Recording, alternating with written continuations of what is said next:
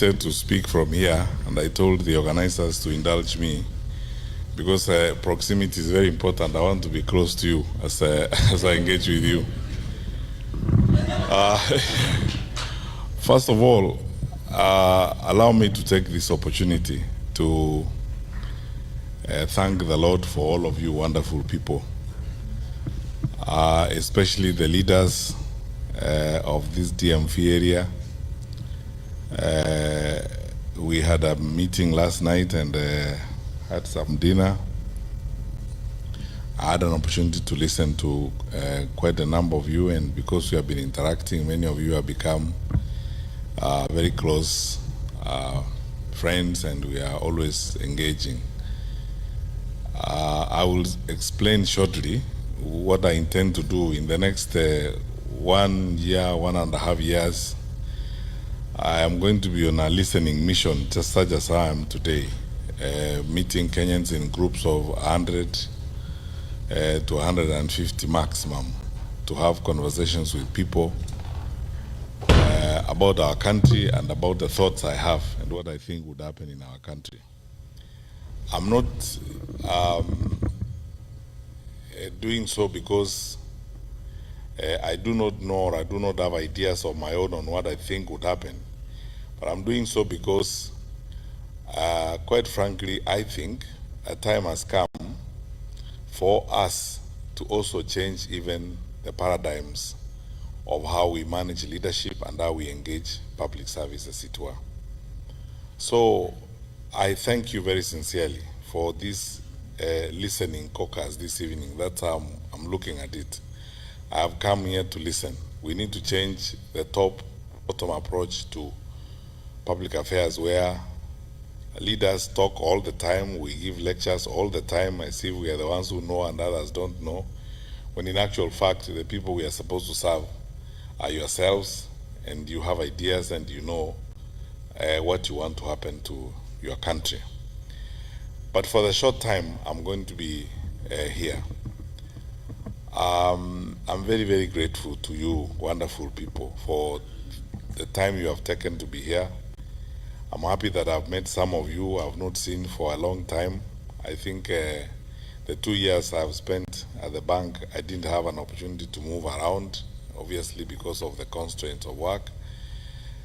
But now, since I started having these listening activities in the US and having meetings, I met a group of about 150 people in Atlanta, just like yourselves, the other day in Texas, and now today I'm meeting with you, mainly leaders from this general area. So there are many things I could say, but Kathy, you speak for me in more, and Dr. Gola, the same thing, you speak for me too. And I will try as much as I can, if possible, to respond to some of the issues that you have raised and some of the points you have. But let me begin at this particular with this, because I think I have a responsibility as a public leader to say that, or as an aspiring public leader to say that.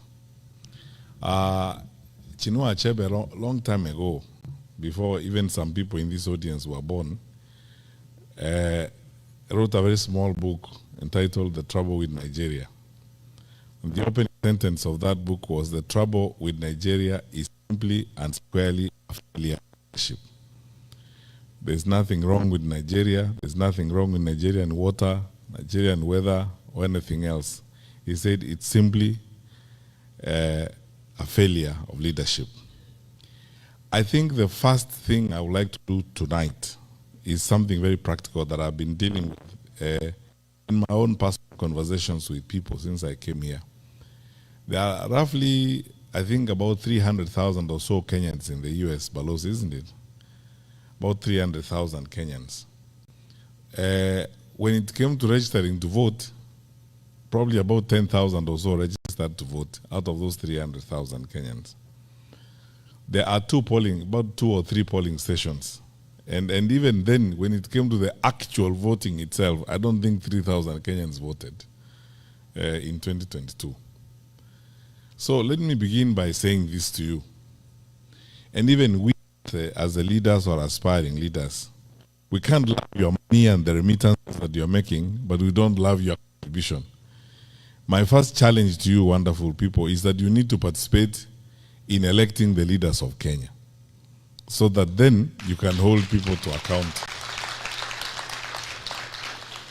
So because I'm a presidential candidate, I took it upon myself to begin conversations with people on how we can make this happen.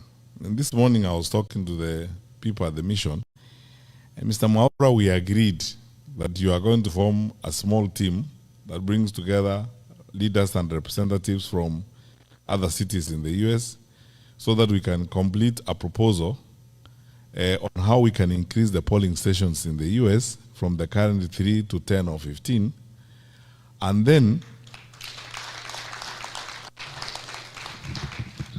begin a process of sensitizing the Kenyans who are here to participate in the electoral process. Because, my brothers and sisters, whatever we do, unless we are participating in making that decision on who is going to make decisions for us, I mean, what are we going to talk about if you are not participating? We can only whine and dine and complain about it. And I might tell people in Nairobi, for instance, that if the middle class in Kenya actually wanted to change the country, they can change the country. Going to Karen Club and having drinks at Karen Club is good, but it will not get us to where we want to go. Participating in the process will get us there. We can stay on X, it's a good forum, we can engage, yes, but voting, actually voting and going to vote makes a difference, because that way then you'll be able to take decisions that affect the way in which your country is managed. So my challenge to you, leaders, is that please follow up on this discussion we had with people at the mission to complete a proposal that will be looked at by the IEBC on front. As leaders who are outside of government, we have already started a process of both petitioning the IBC and also with a perspective of going to court if need be, to see to it that we have more polling stations here in the US so that you guys can vote. Because it's not, if there was a polling station here tonight in Baltimore, there are more people here who would vote than all those who voted in 2022 from the US in the first place. So this is something I think we need to work on. That's where we need to start from in terms of our participation and so on. So let me go to my brief remarks tonight, and then I am looking forward more to interacting with you and answering questions and giving you my perspectives. And Kathy, I'm going to answer your questions, the ones you asked me about my experience in public service and what I think I'll do differently, as it were. Now, there's nothing wrong with our country. That's where I'll begin.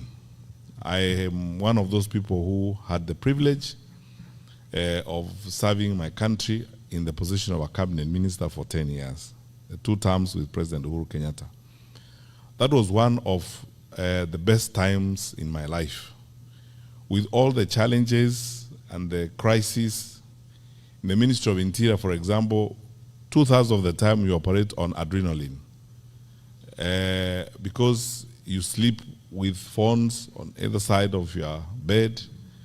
There's no single night that you'll go through the night without those phones ringing, and none of them calls you to wish you happy birthday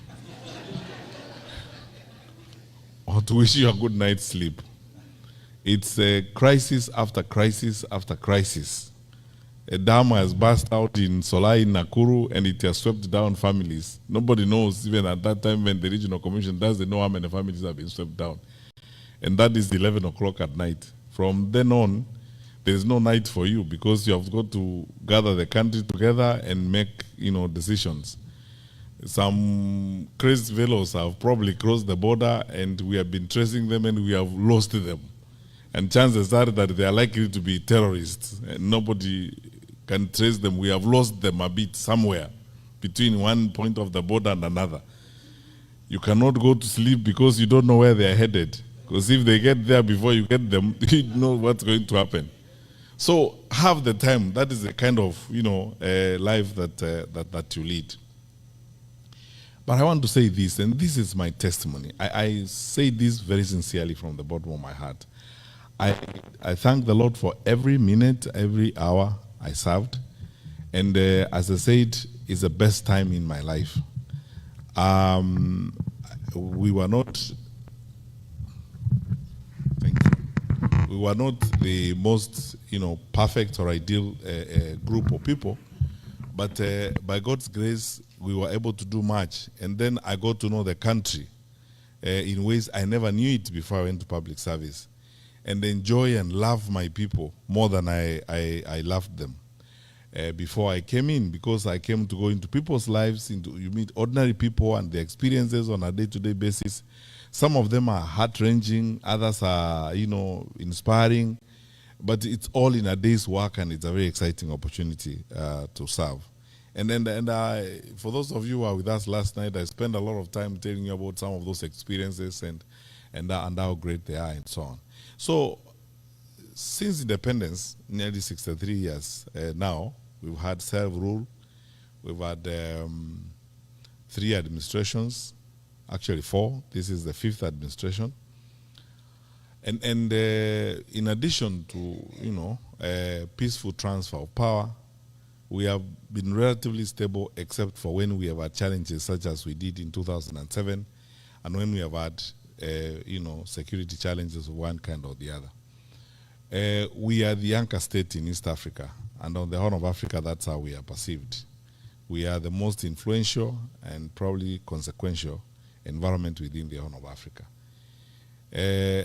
Believe me when I say this to you, because of my exposure and travel, we are some of the hardest working people on the continent.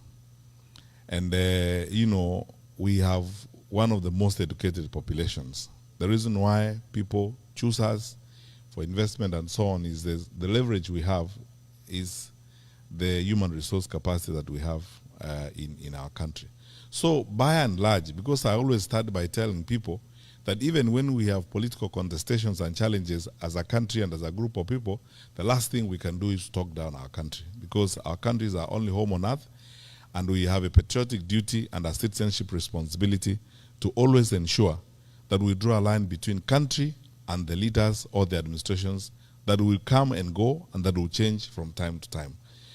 Our country, by and large, is okay. The fundamentals of our country, right from independence, are such that we could do even much better than we are doing right now, which I'm going to come to shortly.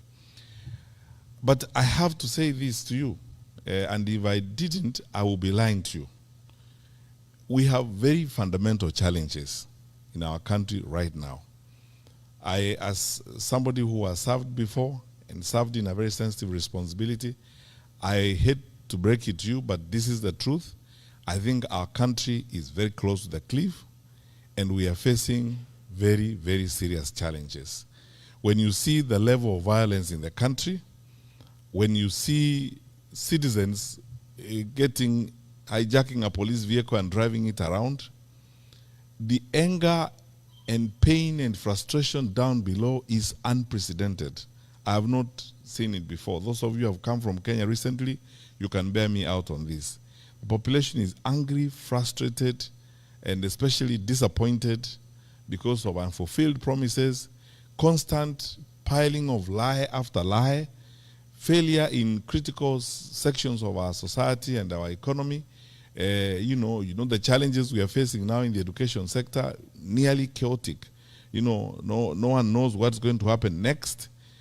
Capitation not going to schools. I am told, because I speak to a lot of principals these days, that schools are going to close a bit early because of budgetary challenges and so on. All these are signs of state failure. But the one that worries me most, and the one that should worry you most, is one, that level of violence. And you are Kenyans, I'll be very candid with you. How Mungiki, how Sungusungu, and all these violent groups came up is they started, first of all, because the former state failed, the informal state took over. So as a result of the violence and the recklessness that we have seen from the formal state, the vigilante industry is going to start growing. And if the vigilante industry grows, it means we are setting and moving to an element of anarchy. That happens when our leaders are making excuses, and saying, it is this tribe or that tribe. It is the Kikuyus who are trying to destroy government and so on.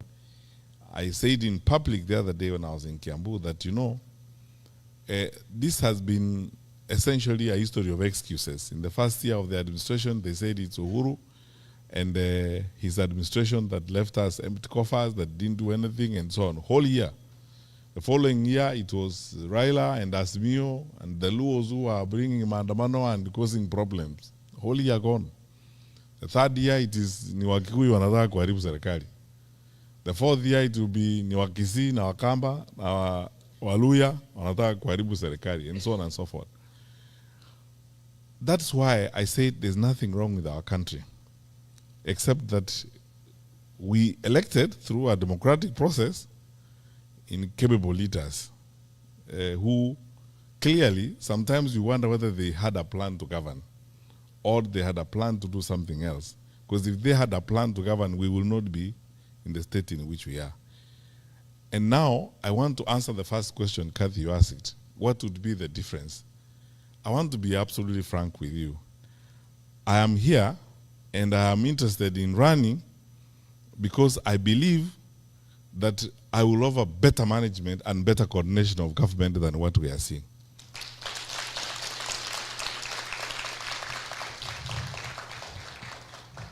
And why? I said the other day in a TV interview that after 10 years of service as a minister and the last 4 of them spent as coordinator of government activities, I understand government almost like the back of my hand. That what actually needs to be done. Kenyans are not looking for a government to cook 1 million chapatis for them. They are not looking for, Kenyans are not looking for a government to make the bed for them or raise the children for them. Or, the Kenyans are looking for a government that will do one thing. Just wake up in the morning, go put your ass on the chair and work. That's all. Do your work. And don't make excuses. When you're supposed to do the work, don't make excuses and say it's so and so, it's so and so. My commitment, and I've been telling fellow Kenyans that since I put my name on the ticket and I put my hand on this, I'm saying this, hold me to account. I will not make excuses. I will not shirk. I will not hide.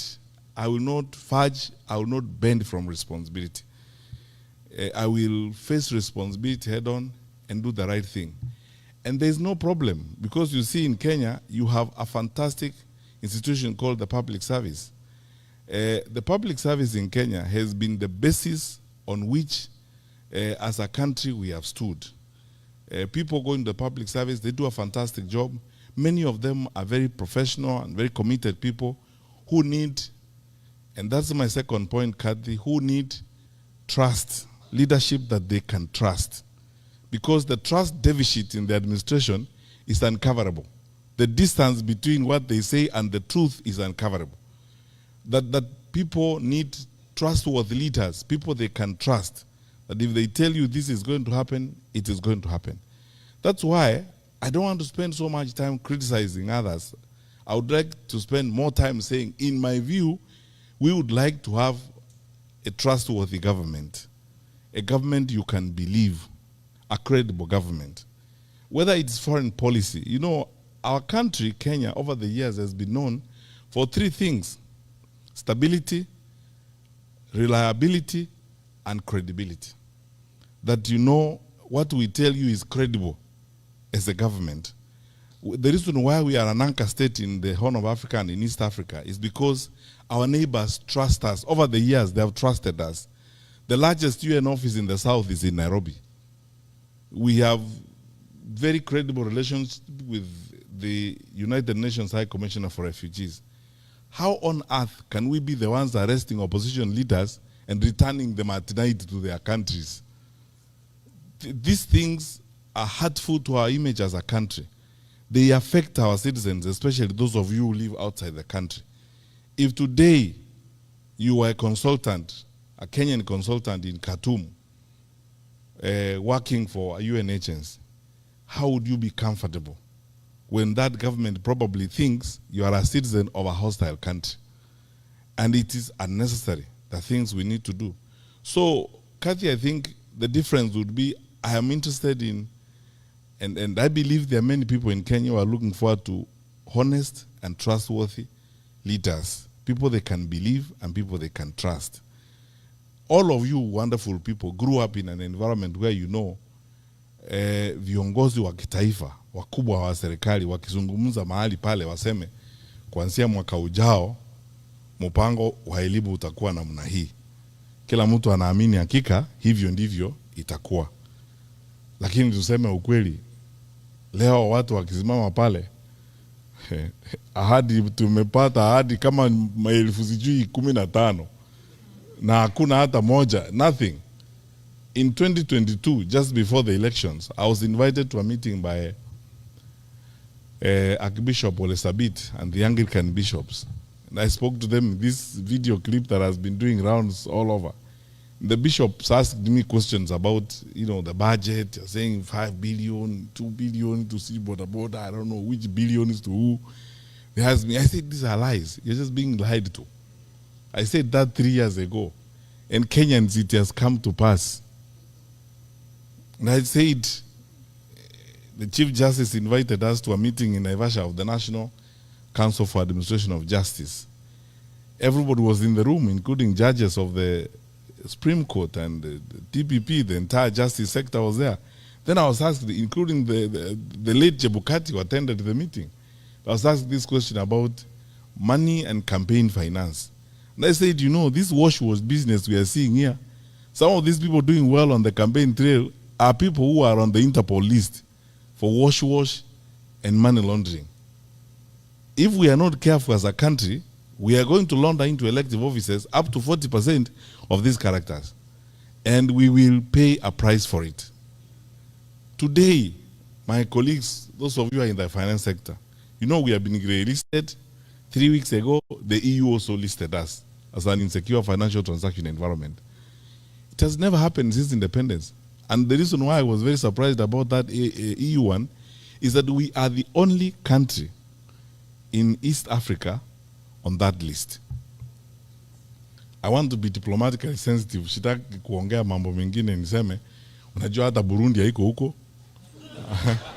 Ta Somalia haiko huko. Sisi tu ndio tuko huko kwa East Africa. Sisi ndio tumeandikwa hapo. Tunafanya ujeuri wa fedha pia tunafanya. So these are the issues. This is the reason why I would like to run for president, because I believe our country deserves and should get better. Our country deserves and should get better leadership, in my view. And you're not going to bring it from Mars or from Jupiter. The people are there. They are willing and ready to serve their country. What they need are leaders who will go and work. I have not arrived from heaven myself. And you know, I am not one of those who carry around a big Bible ambayo inaweza kukuangusha. I go to churches there every day, singing songs, hymns, trying to pretend that I am holy. I am a sinner like you. It's just that I am a realistic sinner who will say,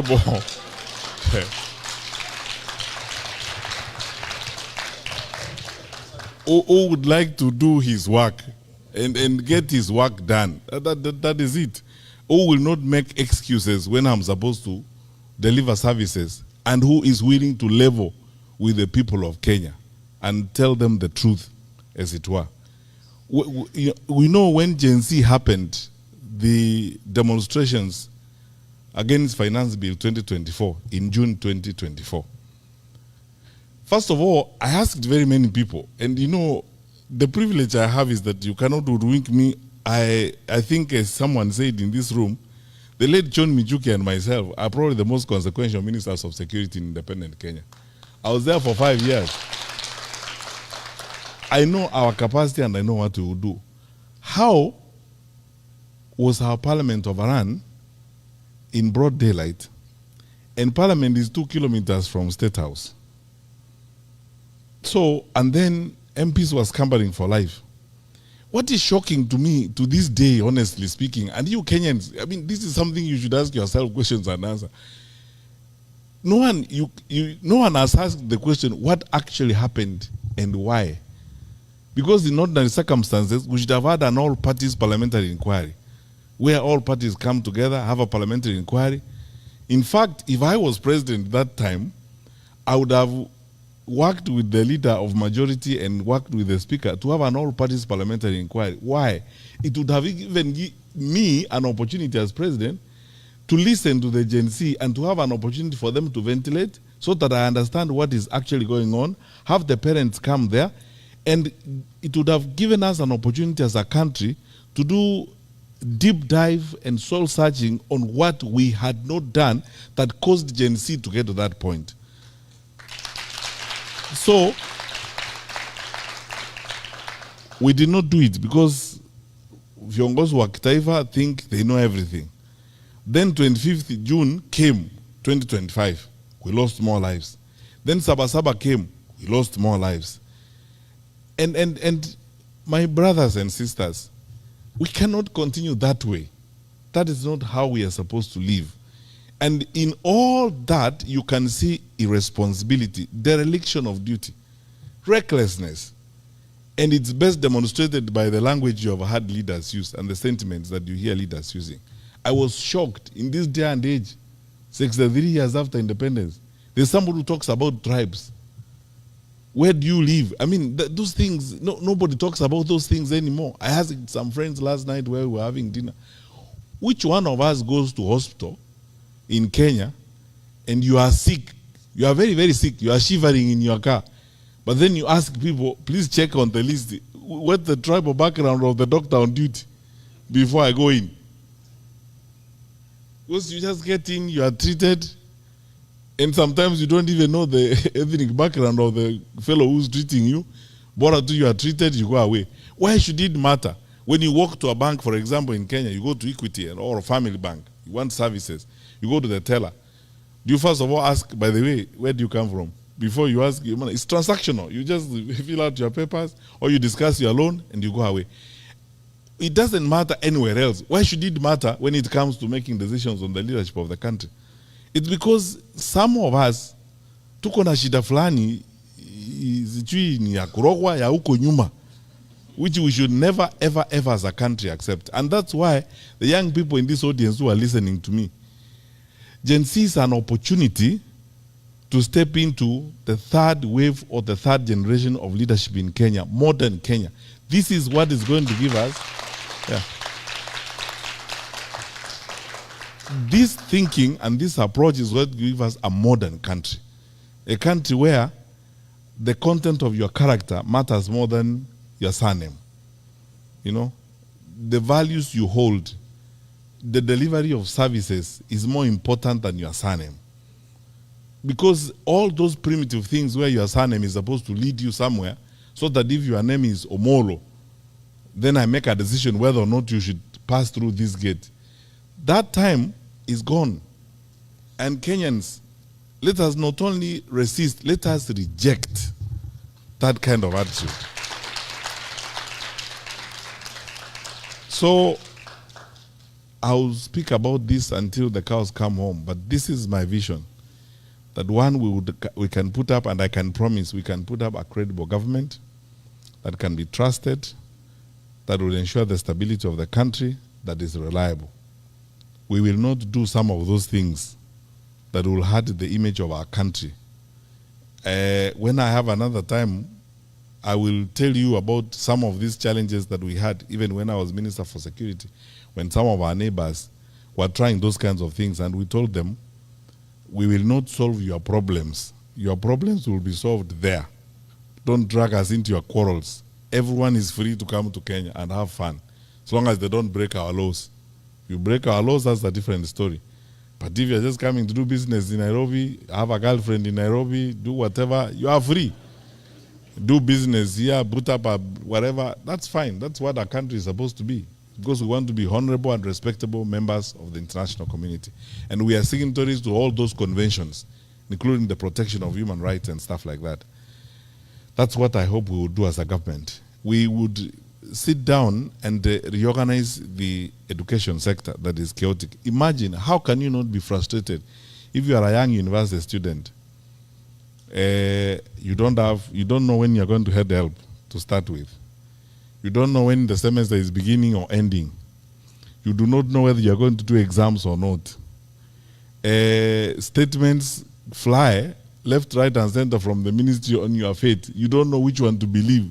The one that came out today, the one that was made by the minister, or the one that was made by the president. You don't know. Chaotic.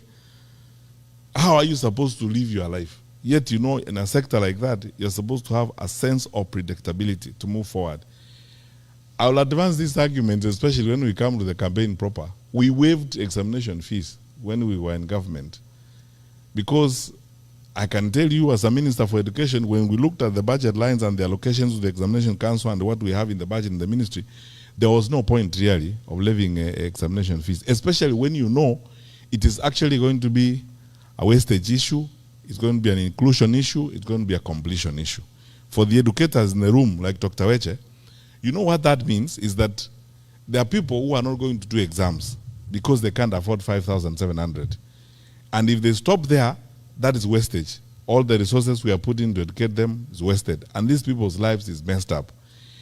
It means it is going to exclude some people. That's why it's an inclusion issue. Only those who are well-to-do will be able to do that. It means it's also a completion issue, because you see, you're going to start having dropouts as a result of this kind of bottlenecks. These are barriers to educational completion, as it were, and the educators in the room will understand what I mean. That is a way that affects the human resources we have for our country. I don't know whether I can be crazy enough to do those kinds of things in society. We would like to run a government that will pay attention to that, because that is, for us in Kenya, education is our gold mine, because that is how we train, and that is the foremost resource we have, and that is the leverage we have for growth and development. Go anywhere in this world, anywhere in this world, you will find Kenyans there, educated Kenyans working in all these international organizations. Sylvia, my colleague, is here. From next week, I'll call her my former colleague when my notice for the bank expires, from the World Bank. And they will tell you, there, we have several economists. We are actually one of the few African countries, I can say that authoritatively, that have contributed significantly to the capacities that you have, even at the bank here. It's because of our education. That is one thing we cannot mess. We need to address it, and we'll sort it out. We will secure the country and ensure that, you know, it is, yani ni aibu ya ajabu. The people are walking around in the capital city of our country, in the capital, not then in the capital city of our country, carrying rungus and the sticks and kicking doors, businesses, and so on. There are banana republics that are better than that. We cannot allow that. My brothers and sisters, let us all come together and ensure this does not happen as we go forward, so that we strengthen ourselves and strengthen our country. But you know, finally, and this is the last segment of my remarks tonight, I have not lost hope, and I will not lose hope in my country. And I want to ask you, wonderful people, because when there are challenging times like this, it's very easy to be tempted to lose hope, to give up on your country. And for you especially, who are here in the United States of America, like Kathy said, you go there, kukidoka, unarudi. Then you say, acha nikae tu. Then you are not going back, you are here, and everything seems to work one way or the other here. You drive to the seaside and have a nice weekend, get your friends on Thanksgiving Day and have a barbecue and stuff like that. That's fine. But look, even this one was built and it got here because people made sacrifices. So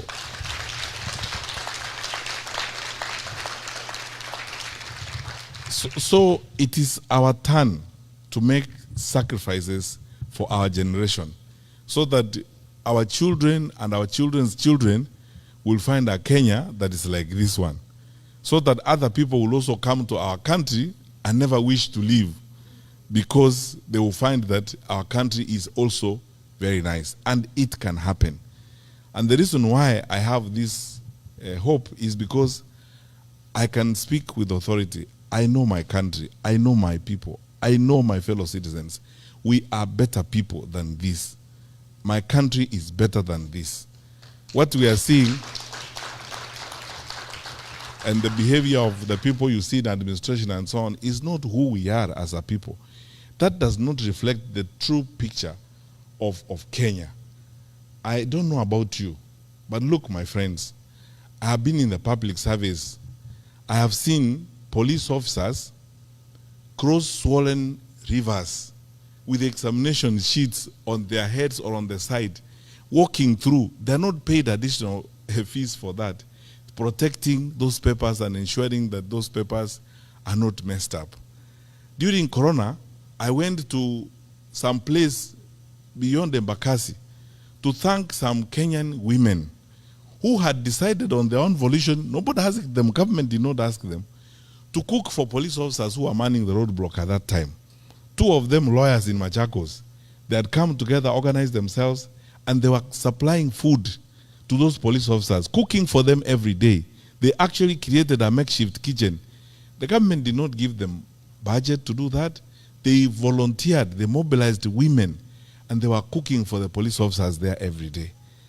I went to Limuru at 1 a.m. at night, one time, with my colleague Mutai Kawe, who was then Minister for Health, to a police roadblock. And I found women from the local shops serving those police officers with tea and bringing bread. Government did not ask them. The Kenya Association of Manufacturers, Phyllis Wakiaga and Company, putting private sector people together to contribute water tanks for police stations and soap so that police officers can wash their hands to deal with infection at that particular time. I have seen with my eyes how Kenyans stand up when we have a disaster, donating blood, when we call for food donations, when we have a challenge. Kenyans turning up in their numbers to contribute food. During Corona, we wouldn't have succeeded were it not for the big support we got from the private sector. The private sector team, chaired by Madam Karuku from East African Breweries, and bringing together all these people, committed, attending meetings every day without asking for sitting allowance, and guiding us and working with the government to secure the lives of our people. We are a great country, and we can do many things. I have worked with public servants who will not ask a question if you ask them to come to work over the weekend.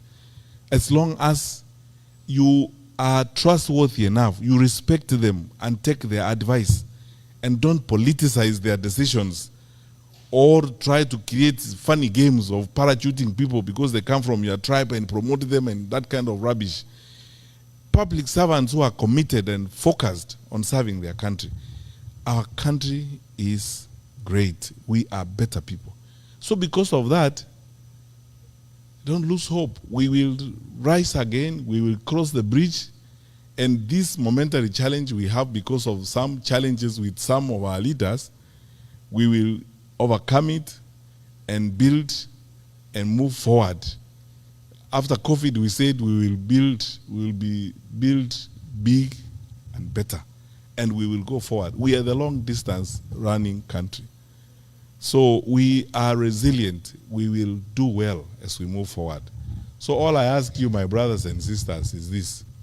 Let's go beyond these nice conversations we have. Mwaura, let us finish that petition. Let us have additional polling stations here in the US. Wake up in the morning and vote and determine your leaders. Do not complain and write nice stories about what is working and what's not working. It is good to say that because we need those views. But you could actually make it even better by casting a vote and making a decision, and encourage your brothers and sisters back home to participate in the electoral process, to reject violence, reject the temptations to be divided, and reject all this kasumba mbaya that is being brought to us because of incompetence. You know, when people are incompetent and they are not able to work, they make excuses. You know, from morning up to evening, the first time they open their mouth, they say it is Mwaura. Who was, bro, you know, it is Mwaura who's not doing his work. Next time they tell you it is Major, you know, and so on and so forth. And the work is looking at them. The challenges are looking at them. They are there every day. And all they need to do is just go to work, sit down, put people together and work. So that is how I think Kathy will make a difference. And I am committed. You asked me about my experience in public service. I've said it was a wonderful experience, and I succeeded because I trusted the people I worked with, and they trusted me. And every single day was essentially a celebration of our nationhood everywhere you go. Whether you meet rural folk or people, you know, sometimes I was telling some friends last night that one thing that I am going to have to learn to live with in this thing I'm now doing, that, you know, I never thought I would actually first of all go into politics and start campaigning and looking for votes. Now I'm here. Sometimes it's an emotional experience, to be honest with you. You know, like when I went to Kiambu, you know, Kenyans are really wonderful people. You meet these women, these ordinary women, some of them are actually walking bare feet. And if you even sit down with them, they actually know what the country needs, and they talk to you very responsibly and very nicely.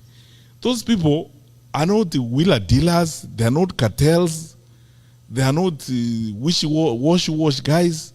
They just want a peaceful and stable country. End of story.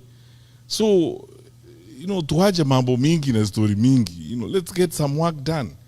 Now, I keep telling our leaders, you know, every time they are sometimes even criticizing us and saying, oh, it's the opposition that is sponsoring violence. And I tell them, there is nobody in this world called opposition. People have names. Say it is Fred Matiangi and give the evidence for it. Because even that blanket and general condemnation is part of that laziness and that recklessness and escapist behavior, as it were. Be direct and say who it is who is doing that kind of thing. There is nobody called opposition, as it were. Just say who it is who is supporting and provide the evidence for it. We are a mature country. We are better than this. We can do a lot of good things as a people. So, my wonderful people, join us, those of us who are walking this journey to making Kenya an even stronger, better, much more stable environment where we are all proud to be. Because I can guarantee you and I promise you, if we stick together and work the way we are working, our better days are ahead of us. So, our better days are ahead. So let's work together. I'm asking each one of you, when you have registered to vote for me.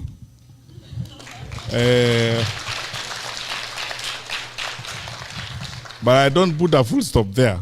I put a comma. I say vote for me, comma, and hold me to account. Yeah. And hold me to account, because this, I am not given to those types of stories. I used to enjoy driving in schools even at 6 in the morning and hanging out with the teachers and until the job is done. There isn't anything I cannot do if it is my assignment, if it is my work.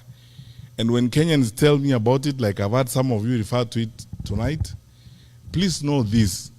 I wasn't doing you a favor. You paid me to do it. So that is what you paid me to do. I was earning your money every month, and I pray that if you decided to hire me again, I'll be worth your salary. God bless you.